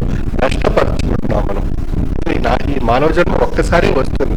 అది 84 లక్షల జీవరాశుల పరంపరగా ప్రయాణం చేస్తేనే కానీ ఈ మానవ జన్మ రాదు. అటువంటి పవిత్రమైనటువంటి మానవ జన్మ దేని గురించి వచ్చింది? ఇది ముక్తిని పొంది మానవ జన్మకు ముక్తి పొందాలి అన్నట్లయితే మానవ జన్మ వస్తేనే గాని ముక్తి అనేటువంటిది లభించడం లేదు. అది ముక్తి పొందడానికి వచ్చినటువంటిది మానవ జన్మ. ఆ మానవ జన్మ ఈ పవిత్రమైనటువంటి జన్మ. సాధారణంగా మనకి ఏదైనా కష్టమో బాధ వచ్చినప్పుడు మనం ఏమనుకుంటుంటాం, ఈ జన్మ ఎందుకు ఇచ్చావు స్వామి, ఈ బాధలు ఎందుకు ఇచ్చావు స్వామి, ఈ కష్టాలు ఎందుకు ఇచ్చావు స్వామి అని చెప్పి మనం విరక్తితో వైరాగ్యంతో ఒక్కసారి మన మనస్సు బాధపడుతూ ఉంటుంది.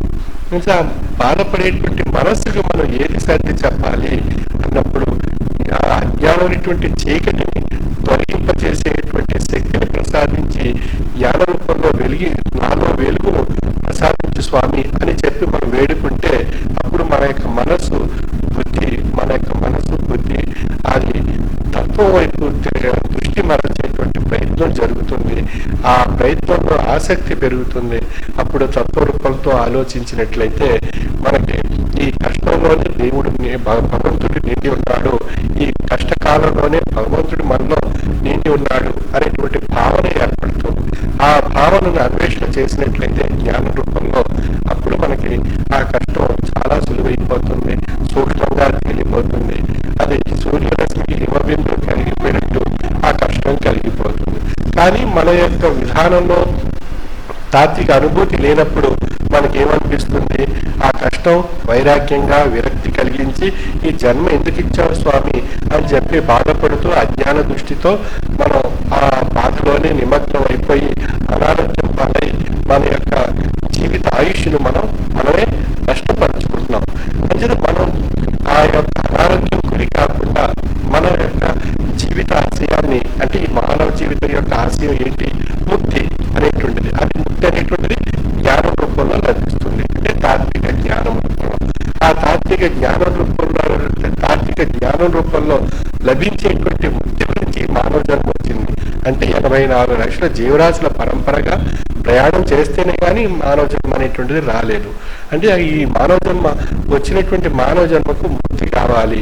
ఆ ముక్తి అనేటువంటిది ఎవరికి లభిస్తుంది? మనలో మానవుల్లో 3 రూపాలు ఉన్నాయి: శరీరము, మనస్సు, ఆత్మ.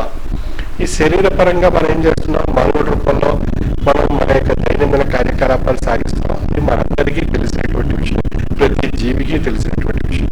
శరీరం ఎప్పుడు ఏది ఆశిస్తుంది? ఆహారాన్ని, ఆకలి రూపంలో ఆహారాన్ని ఆశించి అది శక్తిని సమకూర్చుని తన పని మనుగడలో తన కార్యకలాపాలు సాగించుకోవడానికి శక్తి కావాలి. అది శరీరం తప్పించేటువంటి నిరంతర లక్ష్యం. అది మనసు ఏమాశిస్తుంది, ఈ శరీరం చేతి అన్ని పనులు చేయించాలి అని చెప్పి అది భ్రాంతి రూపంగా ఉంటుంది, ఇటు భక్తి రూపంగా ఉంటుంది, రెండు రూపాలుగా మారిపోతుంది. అది ఏ రూపంగా ఆ యొక్క మనసుని నడిపించాలి అనేటువంటి భావన తాత్విక జ్ఞానం ద్వారా మాత్రమే లభ్యం కాబడుతుంది.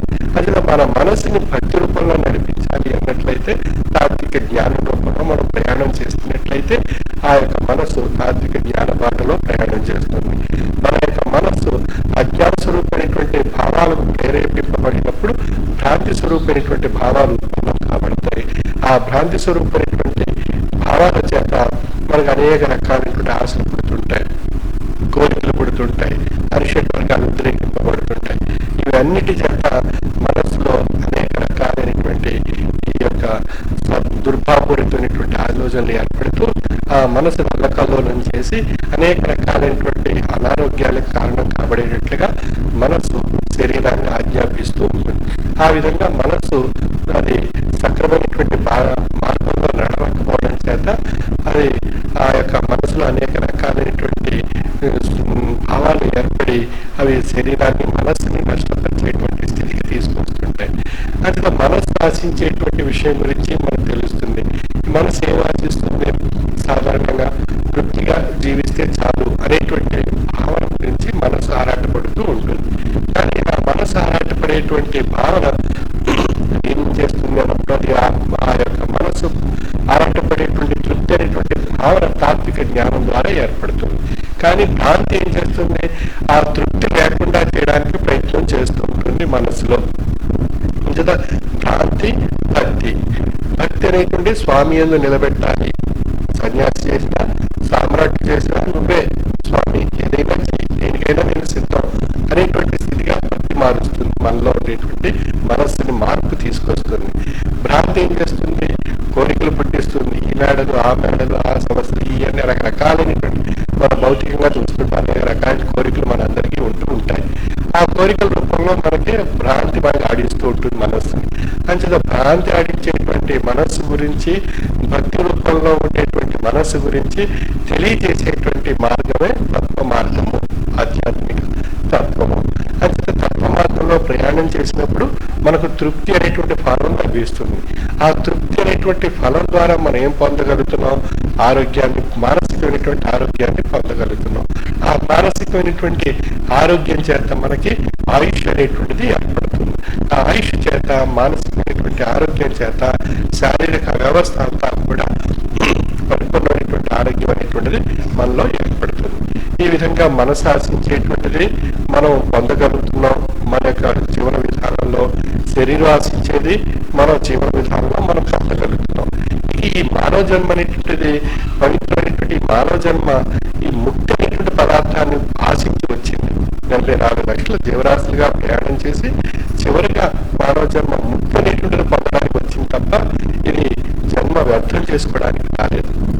కొంచెం మనం ఆ ముక్తి అనేటువంటి విషయాన్ని పొందడానికే ఆ భగవంతుడు అనేక రూపాలుగా ఉన్నాడు, అనేక ధర్మాల్లో అనేక అవతారాలుగా అవతరించి ఆ యొక్క భగవంతుడు నిండి ఉన్నాడు అనేటువంటి ఒక పవిత్రమైనటువంటి లక్ష్యంతో భక్తి రూపంలో, ఆ మత రూపంలో, ధర్మ రూపంలో, జ్ఞానం రూపంలో ఆ భగవంతుడిని ప్రార్థిస్తున్నాం, పూజిస్తున్నాం, ధ్యానిస్తున్నాం, అన్వేషిస్తున్నాం. ఆ రూపంగా మనం ముక్తి అనేటువంటి పదార్థాన్ని పొందడానికి మన ఆత్మ ఆరాటపడుతూ ఉంటుంది. ఆత్మ అనేటువంటి స్వరూపం ఇటు శరీరంలోను అటు మనస్సులోను నిండి ఉన్నటువంటి ఏకత్వ స్వరూపమైనటువంటి శక్తి. ఆ శక్తి ఆత్మ అనేటువంటి జీవ చైతన్య శక్తి స్వరూపం కలిగినటువంటి ఆత్మ అది ముక్తిని ధరించడానికి ప్రయత్నం చేస్తూ ఉంటుంది. ఆ ముక్తి అనేటువంటి విషయం జ్ఞానము చేత ఆ యొక్క ఆత్మ 84 లక్షల జీవరాశుల పరంపరలో ఉండేటువంటి మాలిన్యాన్ని తొలగించుకొని పరిశుద్ధత చెందినప్పుడు ఆ యొక్క జీవాత్మ జ్ఞానస్వరూపమైనటువంటి జ్యోతిగా పరిణామం చెందినప్పుడు ఆ జ్ఞానస్వరూపమైనటువంటి జ్యోతి రసస్వరూపమైనటువంటి బ్రహ్మస్వరూపిగా తెలియబడినప్పుడు ఆ బ్రహ్మస్వరూపమే నేను అనేటువంటి ధ్వనిగా తెలియబడేటువంటి మహాకారణ శరీరంగా మారినప్పుడు ఆ పరిణామమే బ్రహ్మస్వరూపము. అదే జీవుడు. ఆ జీవుడే బ్రహ్మస్వరూపిగా, ఆ జీవుడే బ్రహ్మస్వరూప పరిణామం చెందుతుంది. అంటే అప్పుడు మనలో ఆ యొక్క దైవత్వం నిండి ఉన్నది అనేటువంటి విషయం తెలియబడుతుంది. ఆ దైవత్వమే ఈ యొక్క జీవత్వాన్ని నడిపిస్తుంది. ఈ జీవత్వం అన్నప్పుడు మనసు, శరీరము. ఈ యొక్క దైవత్వం అన్నప్పుడు పరిణామం చెందినటువంటి జ్యోతి స్వరూపమైనటువంటి ఆత్మజ్యోతియే దైవత్వము. ఆత్మజ్యోతి స్వరూపంగా ఉండేటువంటి ఆ రసస్వరూపం, ఆ యొక్క దైవత్వం ఈ యొక్క జీవత్వాన్ని నడిపిస్తుంది. అదే మానవత దేవాలయము. ఆ విధంగా ప్రతి మానవుడు కూడా ఒక బ్రహ్మస్వరూపమైనటువంటి శక్తితో నిండి ఉన్నటువంటి స్వరూపము. అంటే ఆ బ్రహ్మస్వరూపాన్ని తెలుసుకోవడానికి ఈ మానవ జన్మ వచ్చింది. ఆ మానవ జన్మలో ఉండేటువంటి ఆత్మ ఈ ముక్తిని పొంది మానవత దేవాలయంగా బ్రహ్మస్వరూపంగా పరిణామం చెందడానికి తనకు కావలసినటువంటి ఆహారము, జ్ఞానము అనేటువంటి తత్వము. ఆ జ్ఞానం అనేటువంటి తత్వాన్ని పొంది తరింపజేసుకునేటువంటి మార్గమే మనకు మనస్సు ద్వారా మనకు ప్రసాదించడం జరిగింది ఆ సృష్టికర్త. అది భౌతికవాదంలో మేధాశక్తి అని చెప్పబడుతున్నాం. ఆ మేధాశక్తి ఉన్నంత కాలం ఆ మేధాశక్తి లో ఉండేటువంటి మహోన్నతమైనటువంటి ఆ మేధాశక్తిని మనం జ్ఞానం రూపంలో సద్వినియోగపరుచుకున్నప్పుడు మనలో ఆ యొక్క జ్ఞానస్వరూపమైనటువంటి జ్యోతి ప్రకాశిస్తుంది. ఆ మేధాశక్తి స్తంభించిపోయినట్లయితే దాన్ని వైద్య పరిభాషలో కోమా అని చెప్పబడుతుంది. అంటే ఏది మనసు శరీరానికి ఏది కూడా మనసుకు తెలియదు, తెలియనటువంటి జీవోత్సవంలా పడి ఉంటాం. అంటే మనసు ఏది స్వీకరించడం, ఏది కూడా ఆ యొక్క శరీరానికి ఆజ్ఞాపించడం. అందువల్ల అది కోమా స్థితి అని చెప్పబడుతుంది. అటువంటి మేధాశక్తి మనం స్తంభించిపోతే ఉండేటువంటి పరిస్థితి ఏ విధంగా ఉంటుందో మనం తోటి వారిని చూసినప్పుడు మనకు తెలుస్తూ ఉంటుంది. ఆ విధంగా మన యొక్క మేధాశక్తి సద్వినియోగపరచుకోవడానికి జ్ఞానం అనేటువంటిది మనకు అవతారాల ద్వారా మనం పొందగలిగాం. ఆ యొక్క మనసు ద్వారా పొందేటువంటి జ్ఞానం యొక్క స్వరూపం ఎలా ఉంది అని చెప్తుంది ఈ తత్వము. జ్ఞాన మహాసభం తెలుపు జ్ఞానము దేహమునందు ఆత్మ విజ్ఞానము ఏ గతిని కలుగజాడునో ఎట్లది ముక్తి పొందునో దేనిని గ్రహించిన తెలియనో దేనిని గ్రహించిన నిజము తెలియనో ఆ వివరములనియు మానసికంబుగా తెలియ మార్గము వేరు కాదని అంచనాదట. అంటే మనసు ద్వారా ఈ యొక్క జ్ఞానహాసములో మనం సద్గురుమూర్తి యొక్క సన్నిధానంలో కూర్చున్నప్పుడు మన మనసుని సద్గురుమూర్తి యొక్క సన్నిధానంలో సమర్పించుకొని ఆయన యొక్క వాక్కు యందు ఆయన యొక్క జ్ఞానం యొక్క విషయం యందు లక్ష్యంతో మనం స్వీకరించినట్లయితే మనసు ద్వారా అది మన యొక్క దేహంలో ఏ విధమైనటువంటి మార్పు తీసుకొస్తుంది, ఆ జ్ఞాన స్వరూపమైనటువంటి శక్తి, ఆ వాక్కు అనేటువంటి విషయం మనకు అనుభవంలో మనకు తెలియబడుతుంది. అది మానసిక కేంద్రం ద్వారా తెలిసేటువంటి విషయంగా ఉంది కనుక ఆ యొక్క తాత్విక జ్ఞానాన్ని మనం సద్గురు యొక్క సన్నిధానంలో మనం అభ్యాసం చేసినట్లయితే మనకు ఆ యొక్క మహాప్రసాదం మనకు లభిస్తుంది.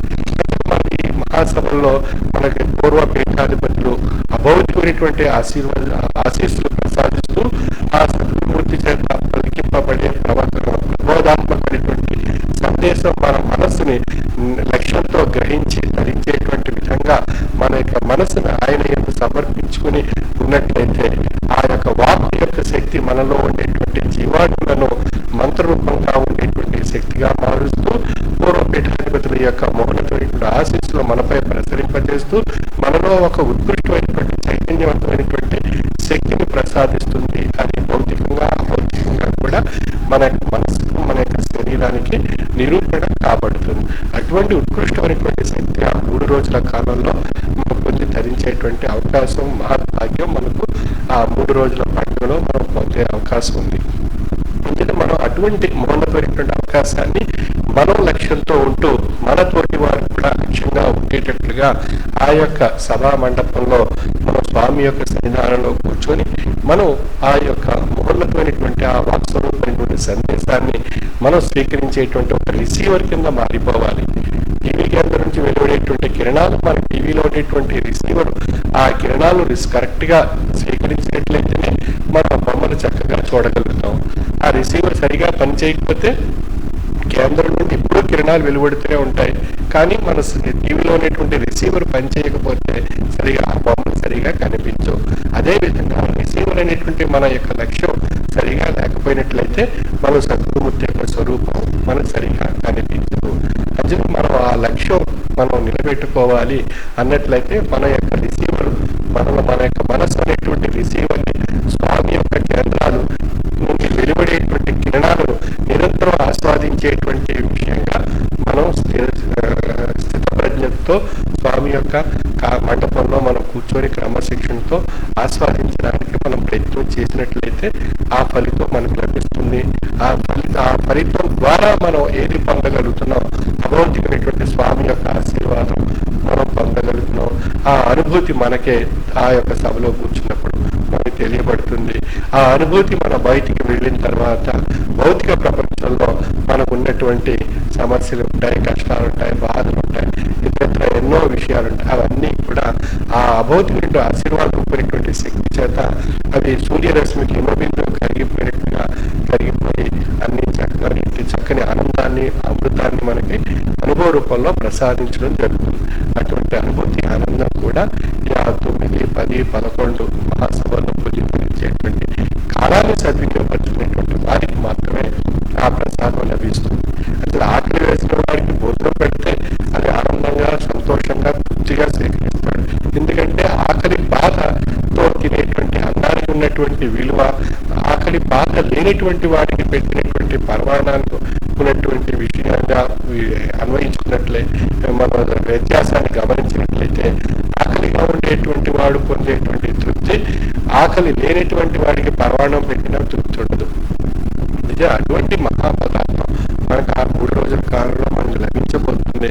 అందుకే మనం ఆ 3 రోజుల కాలంలో ఆ పదార్థం గురించి నిరీక్షించి వేచి స్వామి యొక్క అభౌతికమైనటువంటి ఆ పూర్వ పీఠాధిపతుల యొక్క ఆశీస్సులు పొందడానికి ప్రత్యేకించి మనం ఆ 3 రోజుల కాలాన్ని మనం సద్వినియోగపరుచుకున్నటువంటి సభ్యులకు, సాధకులకు, భక్తులకు ఆ మహాప్రసాదం లభిస్తుంది. అంతే మనం ఆ మహాప్రసాదం కోరుకుంటేనే లభిస్తుంది. మనం కోరుకోకపోతే ఏది లభించదు. ఆకలి ఉంటేనే మన శరీరంలో ఆ భోజనం, ఆహారాన్ని జీర్ణాశయం స్వీకరించి జీర్ణింప చేసుకోగలుగుతుంది. ఆకలి లేకపోయినట్లయితే ఆహారం మనం తిన్నప్పటికీ అది అజీర్ణ రూపంగా మళ్ళీ బయటకు వచ్చేస్తుంది. ఆ విధంగా మనం ఆకలి స్వామి యొక్క మహాపదార్థాన్ని పొందాలి అనేటువంటి ఒక పవిత్రమైనటువంటి లక్ష్యంతో కూడినటువంటి ఆకలి మనం ఏర్పరచుకున్నట్లయితే ఆ స్వామి ప్రసాదం మనకు లభిస్తుంది. అది ఎవరికి ఎంత కావాలి అంటే అంతా లభిస్తూ ఉంటుంది. సముద్రం దగ్గరికి వెళ్ళి మనం గుప్పెడు నీళ్లు తీసుకోవచ్చు, మనం బకెట్ నీళ్లు తీసుకోవచ్చు, లేకపోతే బండి నీళ్లు తీసుకోవచ్చు. ఎంత కావాలంటే అంత మనం ఆశకుంటే అంత లభిస్తూ ఉంటుంది. అంతేనా ఆ ఆశ, ఆ యొక్క మహాపదార్థం అనేటువంటి మహాప్రసాదం యొక్క ఆశ ఎంత కావాలి అనేటువంటి లక్ష్యంలో ఉంటే అంత మహాప్రసాదం ఆ లక్ష్యంతో మనం ఆశీర్వాద రూపంగా పొందొచ్చు. ఆ పొందేటువంటి ఆశీర్వాదం యొక్క శక్తి మన యొక్క అనుభవ రూపంలో మనకే నిరూపణ చేస్తున్నారు. అంతటి అనుభవంపై మోసి ఉన్నటువంటి తత్వము అనేటువంటి విషయం ఇక్కడ మనకి నిరూపణ కాబడుతుంది. ఆ అనుభవపూర్వకమైనటువంటి స్థితియే మహత్యంగా నిరూపణ కాబడుతుంది. ఖచ్చితంగా మహత్యం అంటే మనం ఏదో చేతలతో మనం కళ్ళతో చేసేటువంటి విద్య కాదు. అనుభవంలో తనకు తానుగా గ్రహించి తన ద్వారా తన మనసుకి సాక్షాత్కరింపజేసేటువంటి స్థితిని ప్రసాదించడం చేత అది మహత్యంగా పరిగణింపబడుతుంది. అటువంటి మహత్యాలు ఎన్నో మన యొక్క జీవితానుభవంలో పొందితరించేటువంటి అవకాశం, కాలం కూడా ఆ 3 రోజుల కాలం. దాన్ని సద్వినియోగపరచుకోవడానికి ప్రయత్నం చేయాలి. మనం తోటి వారికి మన సభా ప్రాంగణంలో కూర్చున్నంతసేపు మనం క్రమశిక్షణగా ఉంటూ తోటి వారికి కూడా క్రమశిక్షణగా ఉండేటువంటి విషయంగా వారిని తెలియజేయాలి.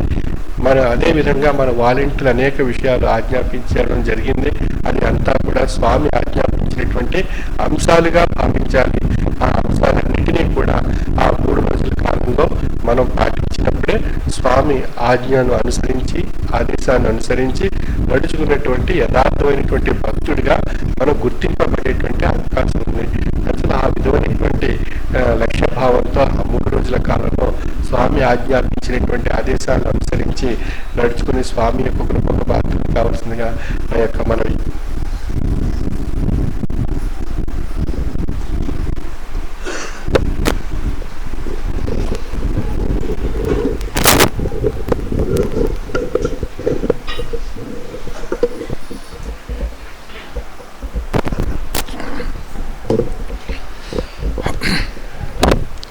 స్వామి ఆదేశించిన విధంగా మనందరూ కూడా ఈ మహాసభల్లో అత్యంత భక్తి శ్రద్ధలతో అత్యంత క్రమశిక్షణతో మనం హాజరవడమే కాకుండా మనకి తెలిసినటువంటి మన చుట్టాలు, బంధువులు, ఇతర గ్రామస్తులు, గ్రామ పెద్దలు, ఇంకా ఎవరెవరైతే ఉంటారో వారందరినీ కూడా ఆహ్వానించండి. మనకు ఆహ్వానాలు కూడా వస్తాయండి. 23వ తేదీ కల్లా మనకి ఆహ్వానాలు వచ్చేస్తాయి. ఆ తర్వాత చక్కగా మనకు తెలుసున్నటువంటి పెద్ద వాళ్ళందరినీ కూడా ఆహ్వానించండి. ఆ సభకు పరిచయం చేద్దాం, స్వామి చేత ప్రసాదం ఇప్పిద్దాం అని చేత ఆ విధంగా మనం వచ్చి సభకి మనం వినేసి వెళ్ళిపోవడం కాదు. ఆ విశిష్టత ఆ మిగతా వాళ్ళు కూడా గ్రహించేటట్టు చేసినట్లయితే వాళ్ళ జన్మ కూడా ధన్యమవుతుంది అని చేత మహాసభల యొక్క విశిష్టత స్వామి ఈ రోజున ఏదైతే చెప్పారో అదంతా కూడా మరలా మన గ్రామాల్లో ఉన్నటువంటి ఆరాధనా కార్యక్రమాల్లో మన సభ్యులందరికీ కూడా ఈ గ్రామ కార్యకర్తలు తప్పనిసరిగా తెలియచేసి వారిని కూడా చైతన్యవంతులుగా చేయవలసిందిగా విజ్ఞప్తి చేస్తున్నాం. తర్వాత స్వామి ఈ మహాసభల్లో ఈ యొక్క మహామంత్రాన్ని ఉపదేశిస్తారు. అది 9వ తేదీ, 10వ తేదీ. 11వ తేదీ మహామంత్రం ఉండదండి. అంటే 9వ తేదీ రాత్రి 7 గంటలకి, 10వ తేదీ రాత్రి 7 గంటలకి స్వామి